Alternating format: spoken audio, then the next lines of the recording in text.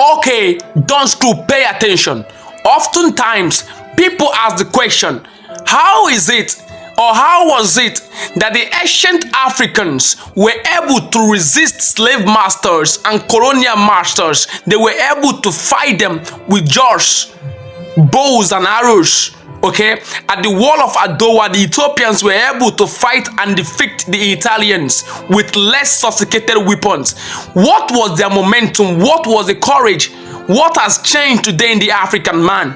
Is it that it's no longer as powerful as it used to be? Listen, the difference is this. The ancient African men were not as scared as the modern African men. The modern African men are scared. And it is not because anything has changed in our facial looks. No, it is the mindset and the ideology that drives us. What drives the ancient African men? Listen, the ancient African men did not see death the way the modern African man sees it. The ancient African men saw death as an opportunity to be born again into this life. They saw grave as a curtain for the paradise behind. The modern African men believe that if he dies, he's not coming back. But the ancient African men believe in reincarnation. They believe that this world is not the end of it all. They believe that if a man dies doing good, definitely is going to reincarnate again into his homeland as a greater man. So that is why when these men go to war against you, they are not scared of death. Because if you kill them, they believe it's gain. And if they live also, they believe they are going to live. So if they go to war and unfortunately you kill them, they believe they are going to be reborn again. And if they live for good. So when they fight you, such people are hard to defeat because they're giving everything they have, believing that this present life is not the end of it.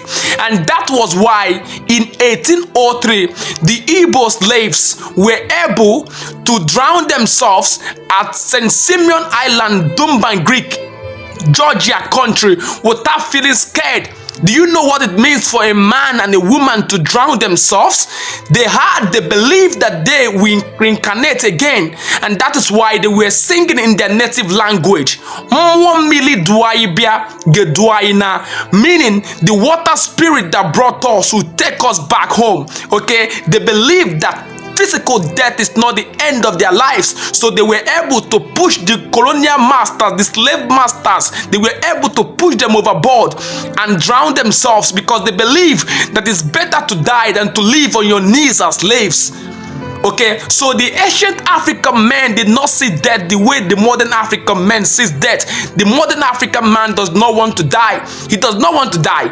And if you listen to Ashake, Ashake sang and said, okay, this life now one, no get another one. I go take and do waiting I like. But the ancient African man does not see this life as once. He sees this life as an opportunity to live. And even if he dies, he can reincarnate again. So what happened to the modern man? The colonial masters made sure they take out that mindset from us to believe in reincarnation. Okay, they made us believe that the concept of reincarnation is Shibolite, that the concept of reincarnation is antediluvian, is primitive, their own definition of primitiveness. So they made the modern African men to believe that the ancient African men were primitive, to believe that such a thing exists. And today we are packed, filled with fear because we cannot resist. You see, throughout history, any tribe or origin that believes in a better place always resists, always fight with headstrong. The jihadists believe that if they die during jihad, definitely they are going to their heaven with lots of virgin women waiting for them. All right, and if you check the pirates, they believe if they die, they are going to Valhalla. So when you fight such a person, it is hard to defeat them. So that was the mindset of the African men. That was why they were strong and fight during battles, because they are fighting you, believing they have nothing to lose. If they die, it's good for them. And even if they live, perfect for them.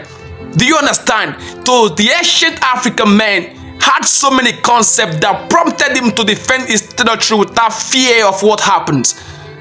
Africa, wisdom is a principal thing.